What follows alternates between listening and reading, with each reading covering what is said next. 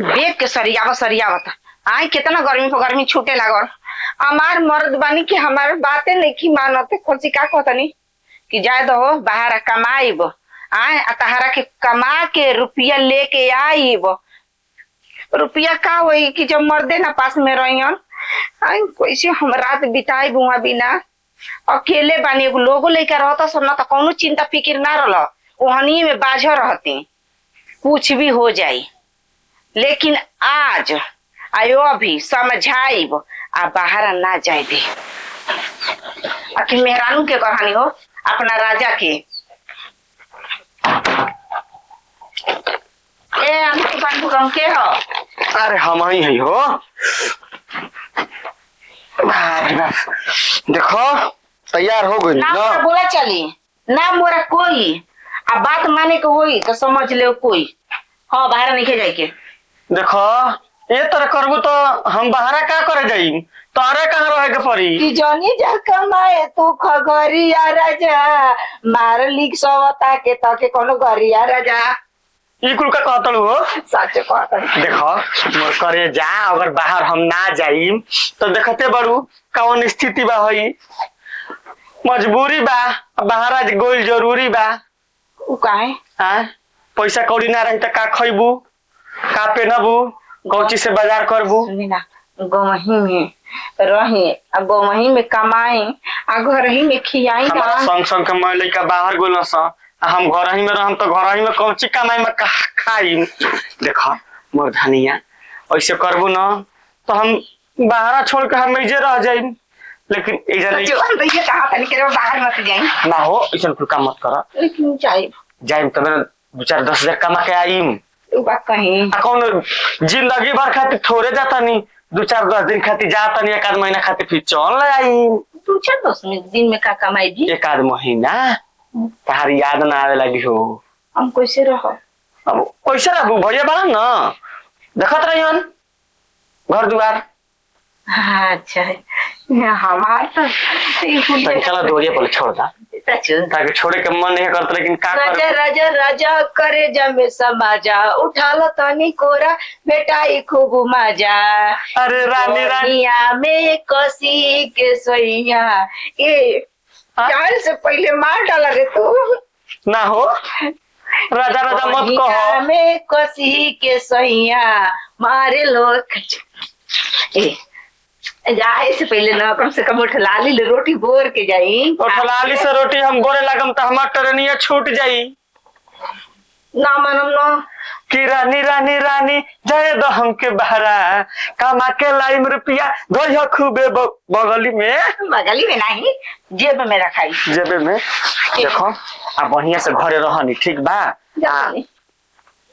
का हो गइल हो देखो उदासनी ना बढ़िया से या तो देहल जाला जाई कमाई लेकिन सवत लेके मत जाई बस हम इतना जानत नहीं। तारा रहते हुए सवत के हम काहे खातिर लेके आई हो तारा से बहुते प्यार करी ना हम नहीं कुछ जानत तू जानत नहीं नहीं ना जाता देखो जी हां खुश रह भगवान ताके बनवले रहस। ठीक बा चलो त जाए तो 2-4 गो लिपस्टिक जरूर लेके आई एकदम जो ची कहबो तौ ची लेके आई फोन करी ह ठीक बा। देखा तो मरद हो तो ऐसा हम दिया बार के खोजले बानी जात नहीं लेकिन सुधरा के जात नहीं। हम अपन लिपस्टिक का मेकअप कबो ना खत्म होके देही और हम तब ऐसा ही रही आ गोइल बान तब ऐसा ही रही। ओ मन करता कि चुपचाप सूती काहे से कि उतर कोई नहीं।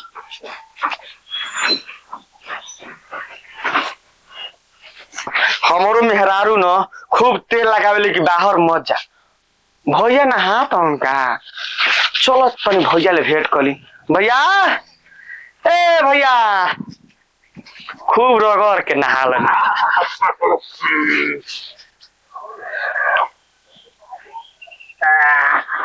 भैया अरे गोर लग खुश रह दूर लगता रे कहाँ जाता रे जाता नहीं बाहर बाहर कमाए कमाए कमा के लिए देखो तो ना कौन स्थिति भइल बा देखो। हाँ तो खार मेहर पे दो जाते घर में ना अब ना गरम मेहर के ये तोरो ने फाटल पहले तो पड़ी ओहर ले आइम ना तो बढ़िया बढ़िया कपड़ा किन के लेके आई बढ़िया बात 6 महीना रही है साल भर। ठीक बा मत दिले तब जाई ना। हाँ तो दो।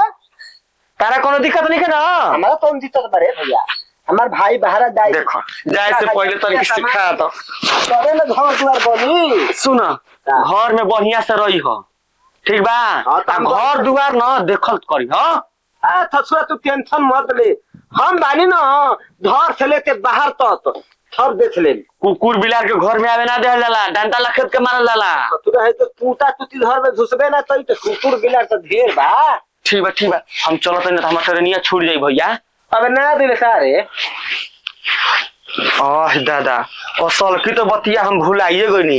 ए भैया सुना हो सारे एगो बात कही ना। हाँ ये दो तो चाहे दो तो खिसियो मत ना।